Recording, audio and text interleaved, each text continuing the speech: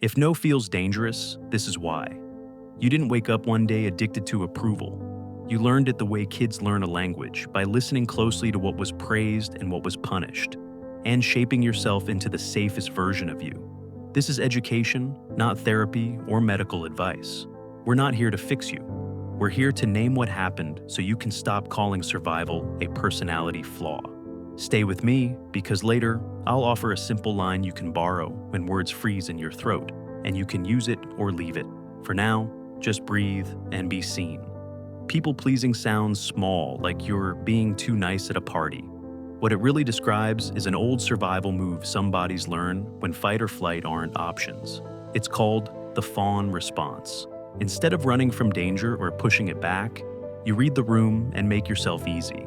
You soften your voice, agree quickly, mirror faces, anticipate needs, perform warmth even when your stomach is a fist. On the outside, you look gifted at harmony. Inside, you are calculating safety, second by second. Maybe your childhood had a scoreboard that only counted smiles. Maybe love arrived attached to conditions like grades or manners or not upsetting anyone. Maybe someone's temper shaped the weather in your house and you became a human barometer, feeling the pressure drop before the storm and adjusting yourself to keep the roof on.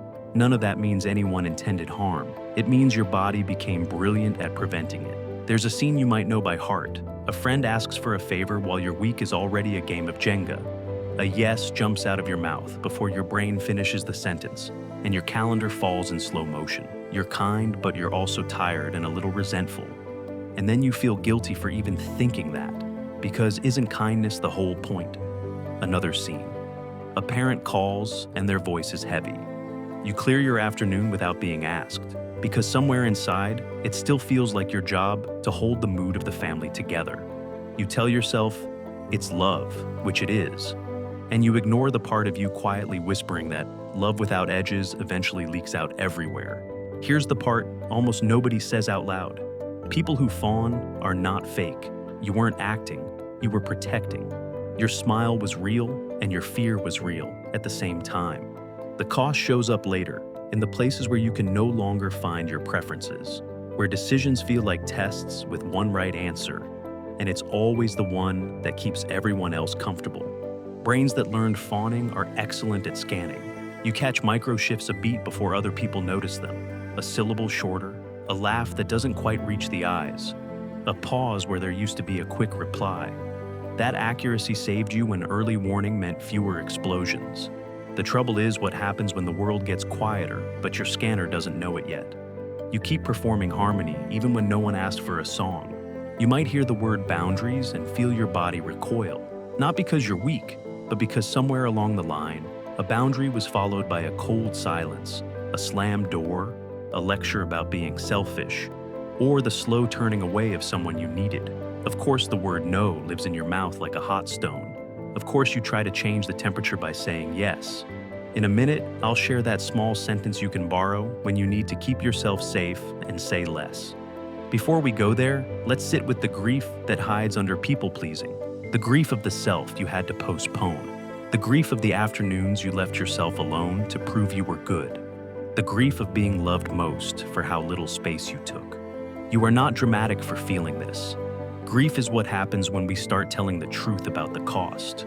Common humanity helps. So many of us learn the same choreography in different houses.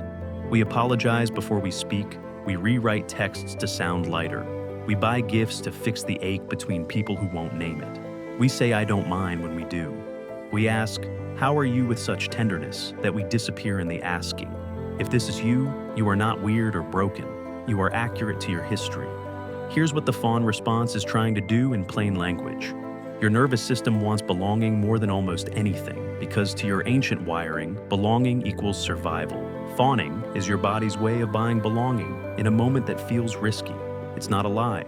It's a love letter written with shaky hands and no margins. Quick pause to unclench your jaw, drop your shoulders, and notice your breath. Nothing to fix right now. Just a quieter room inside your chest. You may be wondering what relationships look like when you stop earning them with effort. Sometimes they get closer because you show up as a real person who has edges and tastes and limits. Sometimes they get louder because some dynamics relied on you staying soft. Both outcomes say something true. When yes is no longer automatic, you discover who can love you without a performance. If you want words and your tongue goes silent, you can borrow a single line and try it on like a jacket. I can't commit to that, but I care about you. If the request keeps coming, a softer version exists. That won't work for me this week. If there's pressure to explain, you don't owe a tour of your calendar. You can stay kind and simple. I don't have the capacity right now. And if you want to offer an alternative without promising rescue, you could say, I can't do that, though I'm rooting for you. These are not rules, just shapes you can step into when your old shapes feel too small. Here's a mid-roll breath, the kind that lets an ad pass if it needs to, and lets you keep the thread when it returns. Sometimes people ask, won't saying no make me lonely? It can feel that way at first, the way a quiet room feels empty after the music stops. But emptiness makes room for voice. Boundaries do not push love away. They invite the kind that doesn't need an invoice. The loneliness you feel may be the space where your own preference is learning to speak again. Let's revisit those two scenes for a moment, but slower. Your friend asks for help, and your mouth reaches for yes. Imagine a short pause where your body gets to vote. Maybe your yes becomes a different kindness, like sending a resource or a later time that doesn't crush you.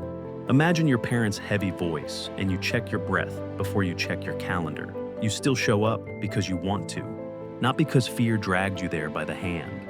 Want and fear look similar from a distance. Up close, they feel different in the chest. If you're waiting for a tidy solution, there isn't one here. That's on purpose. You didn't earn your belonging by doing, and you don't have to earn your healing that way either. What you get instead is language for what happened and permission to be gentler with the way you move now. If today all you can do is notice the speed of your yes, that is a beginning. If all you can do is whisper I matter too after you hang up, that counts.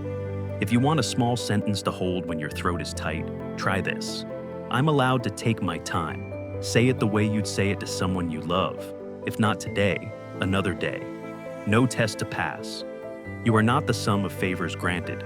You are not only useful when you are useful. You get to be a person in the room, not a mood thermostat and not a shield. The parts of you that learn to keep the peace can rest without being scolded. They did their job. You get to do yours now, which is to live inside your own life. If any of this sounded like your days, tell me one moment you recognized. Something small like a reflex. Yes, you caught, or a time you apologized for existing and wished you hadn't.